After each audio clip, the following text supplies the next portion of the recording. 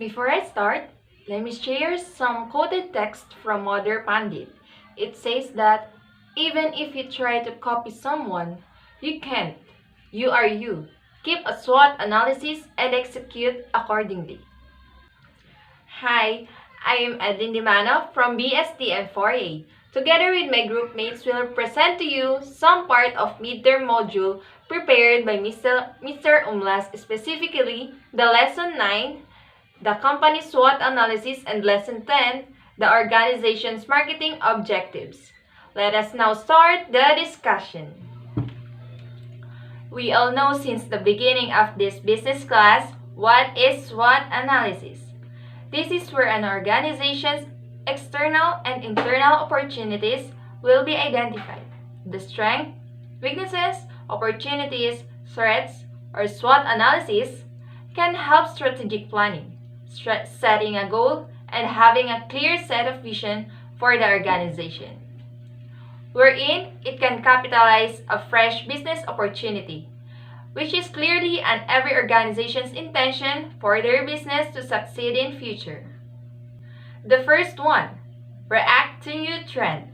A chance on every business to invent, start, or make an impression for the customers to not only follow the trend, but also have a new taste in it.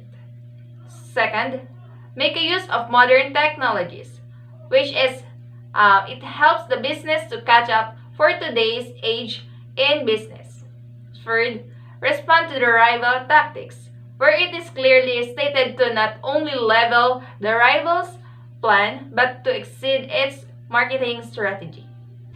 And now for the industry analysis steps, the external factor evaluation matrix. Market sector analysis is a method that helps a firm assess its position in relation to other companies that make comparable products or provide similar services. Understanding the dynamics at work in the industry as a whole is a critical component of good strategy development and implementation. The first one is identify the important external elements influencing the brand, product line, or company and its industry. List the opportunities first, followed by the risk.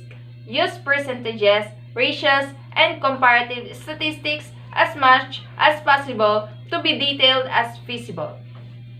Second, assign a weight to each element ranging from 0, not significant, 1, extremely essential, based on the factor's relative relevance to the firm's industry's performance.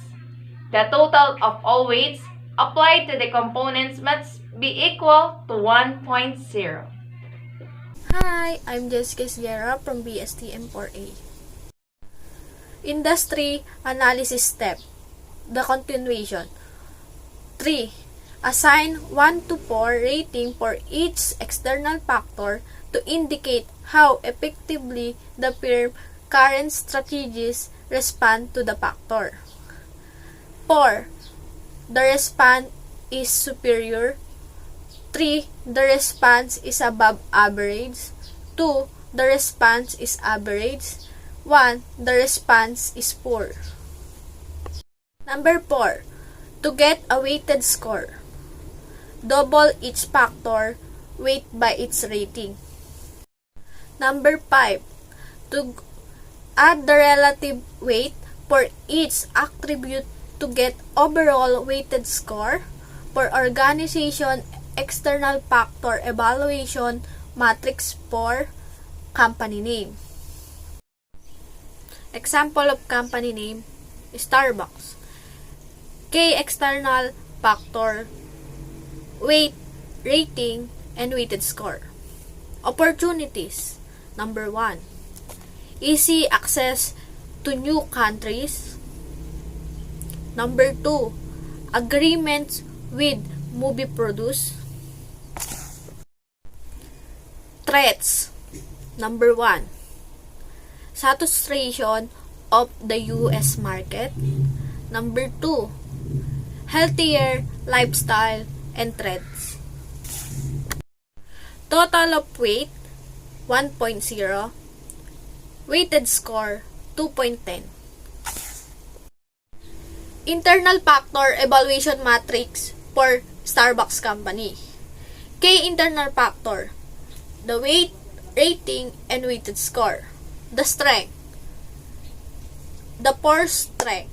Number 1, strong brand recognition. Number 2, client love the atmosphere in Starbucks. Number 3, Starbucks is a present all over the world. Number 4, super supply change management. The weaknesses, the 3. Number 1, product is not customized to all local tastes. Number 2, not easily affordable in all countries. Number 3, high employee turnover. Thank you. Good day everyone, my name is Giancarlo Eya. Lesson 10, the organization's marketing objectives. Marketing objectives. What exactly is marketing objectives? Marketing objectives are the actions you and your marketing team take to fulfill your marketing goals. Marketing objectives are more specific in scope and should be measurable either using numbers or time frames or both. So when creating objectives, it is critical to ensure that they are precise, measurable, attainable, realistic, and time-bound or SMART for short. The SMART strategy enables you to efficiently manage your marketing operations while also determining how successful they have been and whether they have produced the desired advantages. The SMART strategy is described to show how you should handle each area. S. For specific are your goals represented in the way that's specific as to what you hope to achieve. Why? Because the people are going to do what you ask them to do. Use action words like to increase, to establish, to reduce, and to create. M for measurable. Can you measure each aim, for example? By using a measurement unit such as market dominance in proportion. Dollars or other units to give a mechanism to assess your level of success. That's why make sure it's possible to measure the achievement. Why? Imagine playing a video game that didn't show you some sort of score or progress as you went along. People wouldn't play it because there's no motivation. Some examples: increase profit after tax by 5%, reduce departmental cost by $100,000 implement a new CRM system by December 25 and achieve an average user feedback rating of satisfied. A. For achievable. Are your goals realistic in terms of what you can actually accomplish, or are you setting your sights too high? Make sure the objectives are achievable. If they are too difficult, people often give up before even starting. On the other hand, if they are too easy, there's no motivation or sense of satisfaction in achieving the end goal, so make the objectives a bit of stretch.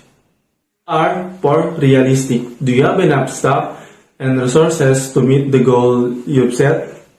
If not, they are likely to be unreasonable. If you're writing your own goals, make sure you will have control over the end result.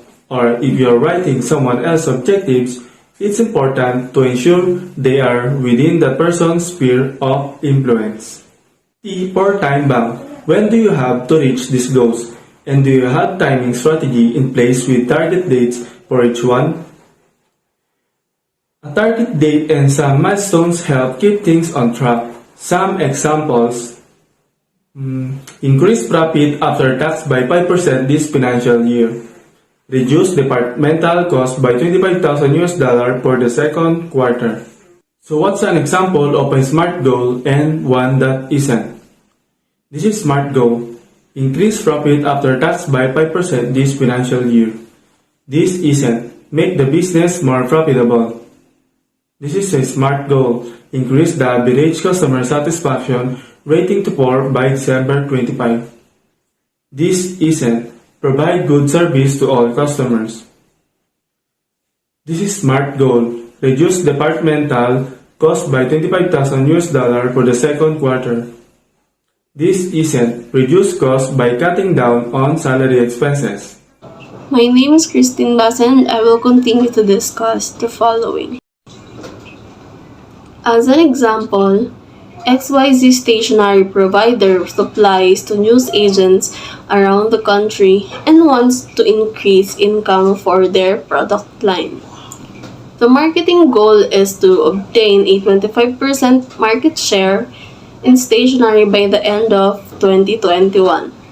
To be able to increase sales volumes, it is necessary to learn the most recent preferences of customers in the specified segments and to effectively target each stationery item such as pens, exercise books, rulers, and calculators. Directly measured is around present market share in 20%. We'll set a target of 35% market share, which means we need an extra 8%. Market share amounts may be established by tracking the whole value of sales in pesos. Reasonably obtainable is assuring the technical competence and dedication of all individuals engaged in the strategies, creation, and implement actions. This might range from having a capable sales team to having an experienced and informed marketing team. Access to funds is also required for the acquisition of additional stock to meet rising demands. Feasible, the goal must be realistic since the marketing resources are in place to undertake the market segmentation and targeting exercise, as well as access to the additional stock needed. If the gain in market share is to be accomplished within a year, a monthly progress update will be collected to track the amount of achievement. Hello, my name is Sigrid Lei Cabanyan and today I will be discussing connecting marketing strategy to objectives. Your promotional activities should also be aligned with and represent the organization's priorities. This implies that objectives should flow from your company's mission statement to financial goal and remainder of the business strategy. For example, Element Garden Center has goal in its strategic plan to develop the business by broadening its product line, with explicit financial target of reaching a 5% increase in overall sales, which is an additional peso revenue of $55,000. A related marketing goal may be introduced prepackaged garden soil as a new supplementary product line to be sold alongside plant sales. It has been projected that a total of 2,750 bags will need to be sold at their selling price of 10 peso a piece in order to develop the business accordance with strategic goal and fulfilling financial goal of $55,000 in additional sales. Promotional activities give guidance to marketing staff. Clearly stated, objectives may also give guidance for your personnel in terms of what they need to do and what they need to do it. They also work as motivators for your staff by setting an attainable goal for them to aim for. Marketing objectives are defined aims of brand. They lay out the marketing team's aims, provide clear instructions for team members to follow, and provide material for executives to examine and support. Marketing objectives are essential component of a marketing plan. Marketing financial goals. Marketing strategy has several objectives, including employee utilization and market expansion goals. The financial objectives that define the return and the marketing strategy and its overall probability are one set of marketing plan objectives that business owners keep careful watch on. In terms of market shares, sales, profit, growth, and reputation, the SMART guideline must be followed. SMART strategic planning is a management technique that assists facilities in staying on track to accomplish their objectives. The abbreviation SMART stands for specified, measurable, attainable, relevant, and time-bound endeavors. The importance of SWOT analysis in a company. SWOT analysis enables you to identify the company's strengths and weaknesses, possible opportunities and potential threats. It helps the company to build on what they do well, address what's lacking, need improvement for more effectivity and productivity. Also, to minimize risk, use a SWOT analysis to assess your organization's position before you decide on any new strategy. Start by assessing the strengths, weaknesses, opportunities, and threats with a team of people from a range of functions and levels in your organization. This will help build a clear picture of where the company stands. In conclusion, SWOT analysis serve as a good representation to analyze every factors in our business. Considering your company's strengths and weaknesses, opportunities and threats can bring efficient and effective strategies to your business. It is a good factor to identify the risks that may take in the future to amplify the contingency plan for your brand, just what we have mentioned a while ago, the SMART strategy that we should consider so we can handle some situation in each area of business.